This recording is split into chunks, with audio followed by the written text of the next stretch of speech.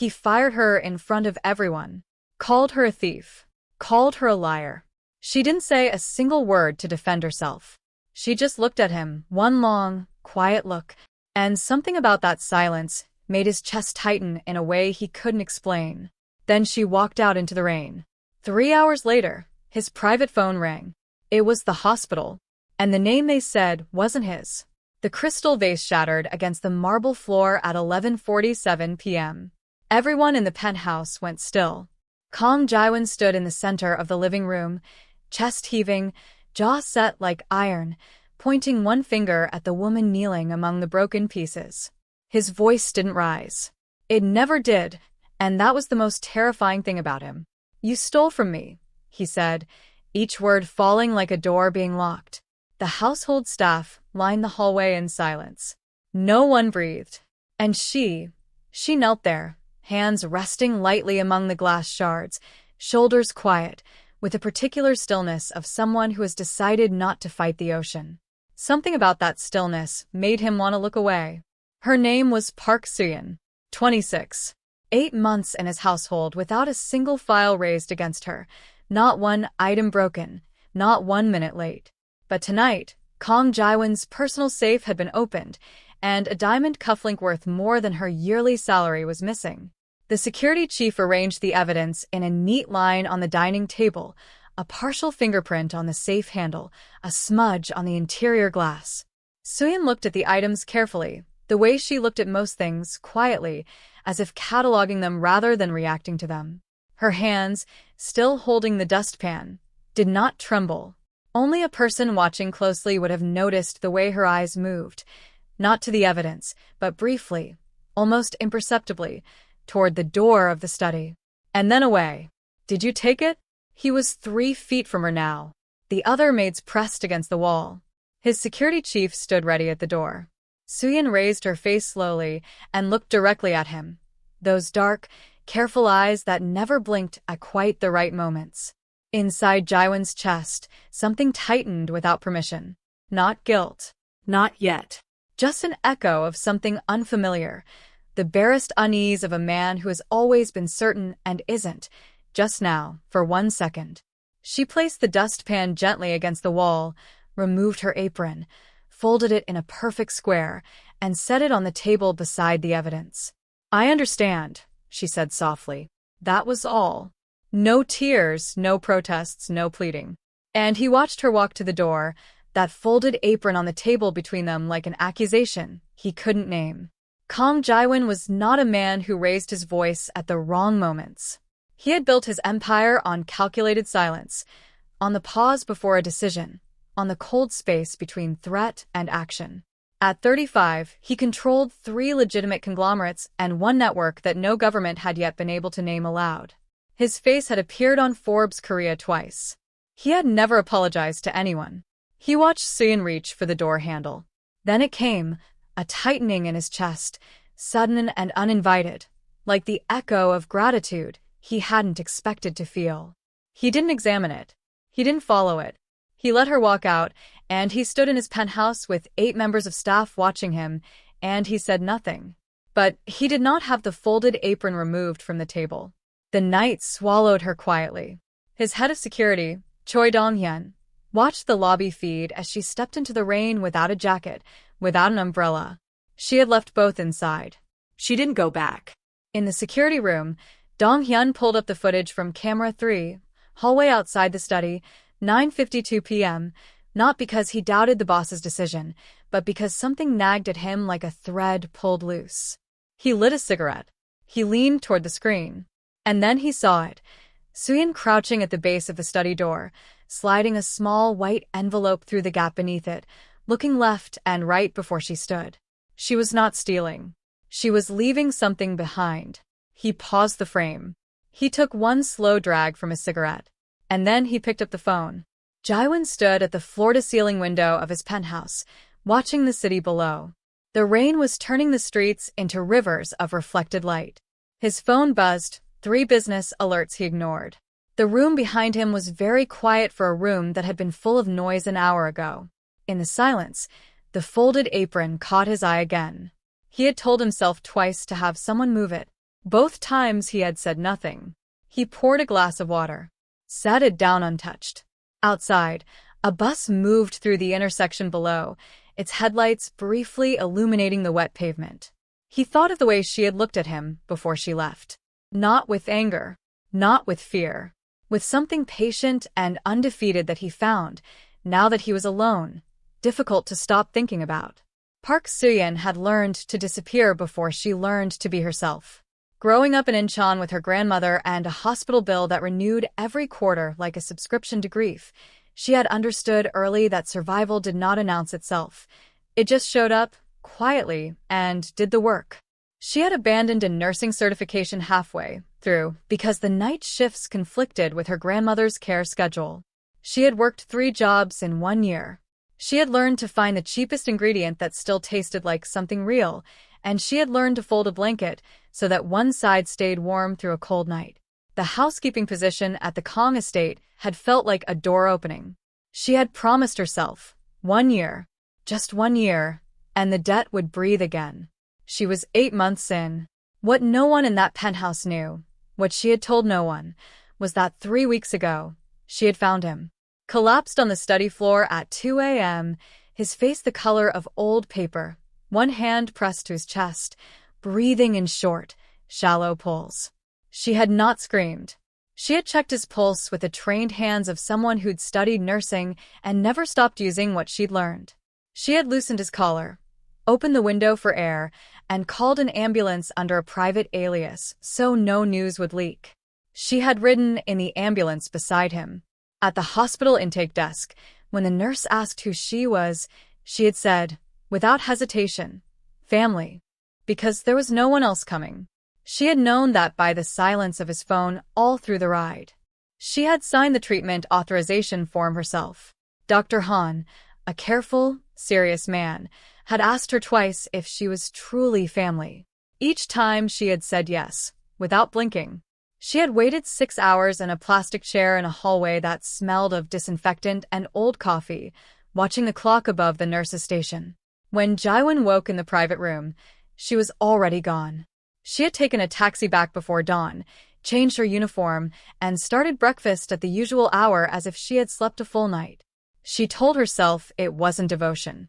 It was proximity. She had been there, he had needed someone, and she had been the someone available. She believed this logic completely. Most days. On the days she didn't, she kept busy. At 2 a.m., a junior maid named Yeji found the missing cufflink wedged behind the east sofa cushion, exactly where a dinner guest had been seated 3 nights prior. She held it in her palm for a long moment, turning it over under the lamp. She thought of Sooyeon walking out into the rain. She thought of how she had been too afraid to speak up when the accusation was made. Her hand was not quite steady when she finally lifted the house phone and called Donghyun's extension. He answered on the second ring, as if he'd been awake anyway. He asked her to leave it exactly where it was, to touch nothing further, and to tell no one. She set the cufflink back between the cushion and the armrest. Then she sat on the floor beside the sofa and pressed her forehead to her knees, because sometimes guilt arrives late and lands hard. Donghyun arrived at Jiwon's study at 7:18 a.m. with 3 items in hand. The cufflink discovery report, a still frame from camera 3 of Sooyeon, and the white envelope, and a medical record summary he had quietly requested through the household's private health coordinator. He knocked. Jiwon was on a call with Osaka. He held up one finger. Wait. The call took 7 minutes. When he finally looked up, Donghyun placed the papers on the desk face down. That alone, that single, deliberate reversal, was unusual enough that Jiwon set his pen down. In 12 years together, through acquisitions and investigations, and the one incident in Busan they had never discussed, Donghyun had never placed a document face down. What is it? The silence before the answer felt like the moment before a building settles. The cufflink was found behind the east sofa, sir. Jiwon said nothing for a full 4 seconds. Then, show me the footage. Donghyun opened the laptop. Camera 3, 9:52 p.m. Sooyeon crouching at the study door, sliding the white envelope through. Jiwon leaned forward, his knuckles pressed flat against the desk. He watched her look left and right, stand slowly, smooth her uniform, and walk away. No hurry. No guilt. The careful movement of someone completing a task. He asked for it to be paused. The frozen image showed her profile. Eyes forward, back straight. One hand just releasing the envelope at the door's edge. He stared at it for a long time. Where is the envelope now? Dong-hyun slid it across the desk, still sealed, routed incorrectly through the business mail pile and never opened. He opened it himself. Inside, a single folded page. Small, careful handwriting. A hospital receipt, paid in full, under her name, from 3 weeks ago. His name was listed as the patient. His condition in clinical shorthand. The attending physician, Dr. Han. The amount paid, 4 months of her salary. The payment method, 3 separate bank transfers, the last one leaving her account at 4:47 a.m. He read the date. He read the time. He thought of breakfast that morning, how she had set his coffee at the correct temperature without being asked, how she had been 2 minutes earlier than usual, how he had not noticed any of it. His hand, when he set the page down, was not quite steady. He pressed 2 fingers to his mouth. He did not speak. Dong-hyun had turned to face the window. He read it 3 times. The words did not change. She had paid his emergency admission. She had protected his privacy. She had never said a word. She had let him fire her, publicly, in front of the full staff, without once mentioning what she had done. His assistant had quietly left the room.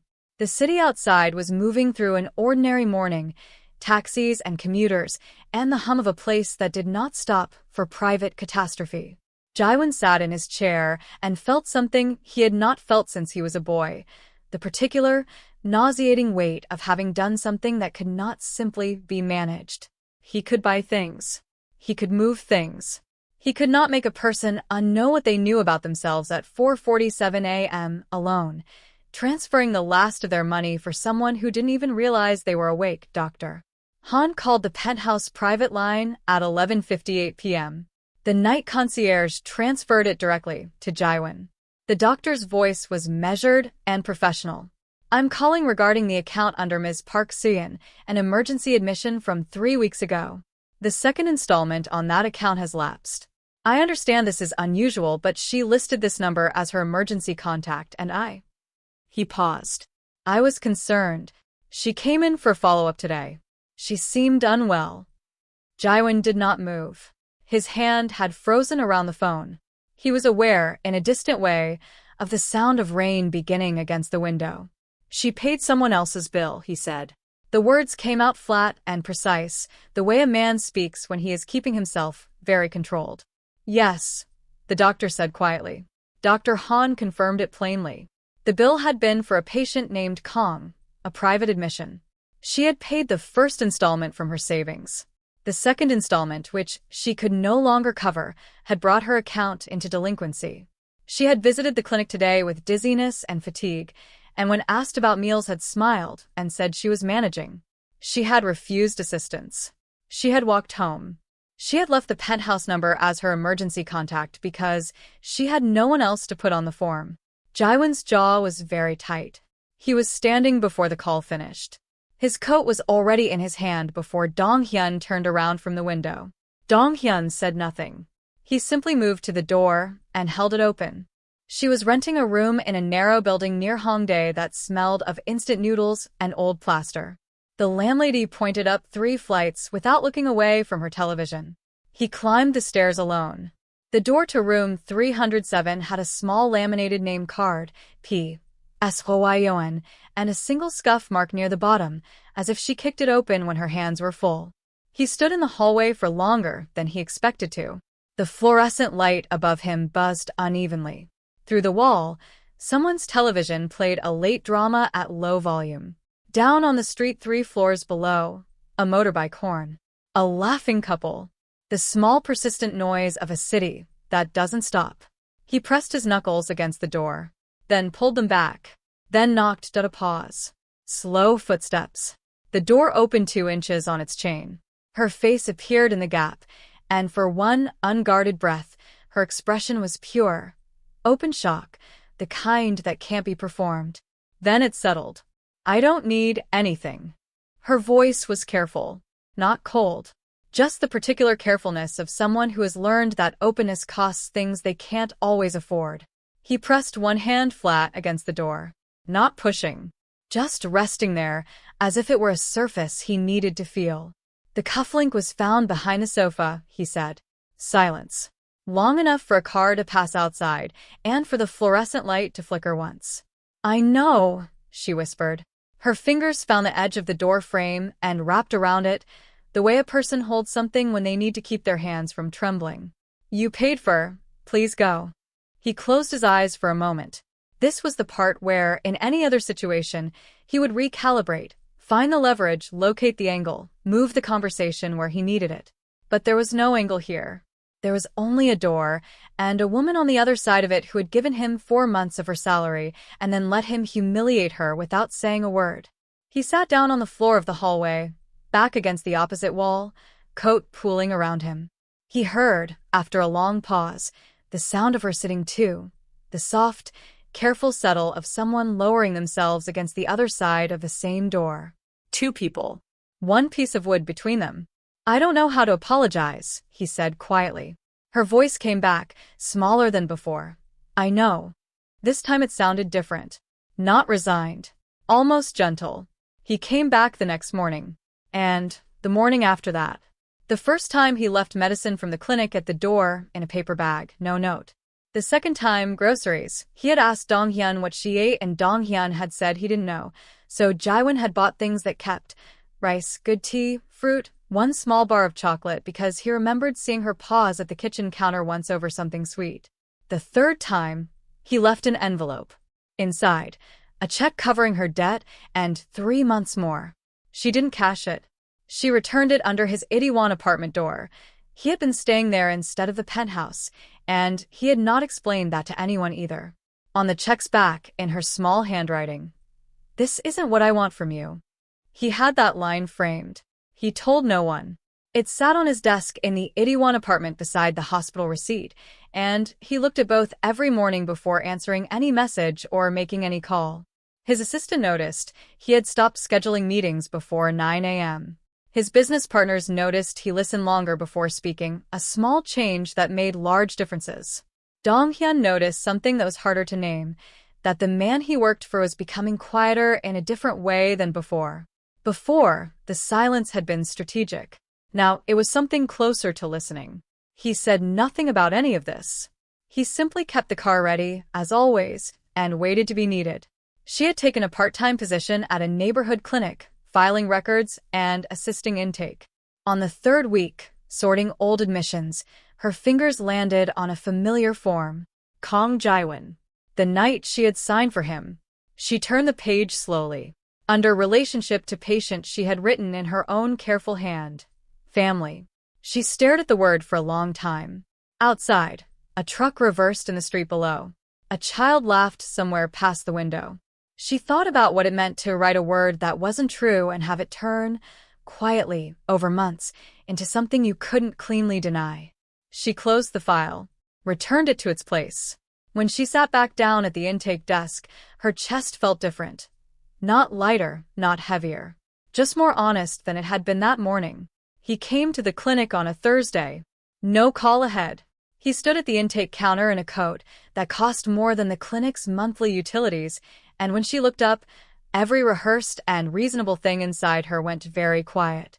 He placed the folded apron on the counter between them. She had left it at the penthouse, and he had carried it since. He said, I told the staff what happened. In the staff meeting. All of it, that the cufflink was found, that I was wrong, that you were the most reliable person in that building. I said it publicly. She looked at the apron. She pressed her lips together. He watched her face carefully, the way he had learned to watch it, for the small movements, the things she didn't say out loud. Why are you telling me? She asked finally. He said, because you deserve to know. And because I need you to decide what comes next, not me. I don't want you to come back as my maid. He said it plainly, the way he said the truest things, without performing it, without framing it. I want to take you to dinner. As an equal. I want to start there and see where it goes. 3 people in the waiting room were not pretending not to listen. She held his gaze for a long time, That patient, unblinking look that had always made him feel more examined than he was comfortable with. He let her look. He didn't fill the silence or walk it back. He waited, for once in his life, without arranging the outcome. "You'll have to be on time," she said finally. Not a yes, but warm enough and specific enough that something in the long tightness of his chest finally, slowly, began to release. He was 12 minutes early. She noticed the clock above the entrance as she locked the clinic door, and a small, real smile appeared at the corner of her mouth. Unhidden, quick as a breath, the first one he had seen from her that wasn't managed or contained. They walked without a destination agreed on. The city was warm that evening, one of those rare autumn nights in Seoul when the air smells like something good is arriving. He didn't reach for her hand. She didn't offer it. But they walked close enough that their sleeves touched at the edges, and neither of them moved away. Inside the clinic, on her desk, an unopened envelope sat beside her keyboard. A follow-up notice from Dr. Han, a note about a long-term care plan, a second opinion he had quietly arranged. For a patient listed under her name. She hadn't opened it yet. She would. But tonight, for the first time in a long time, the most important thing could wait.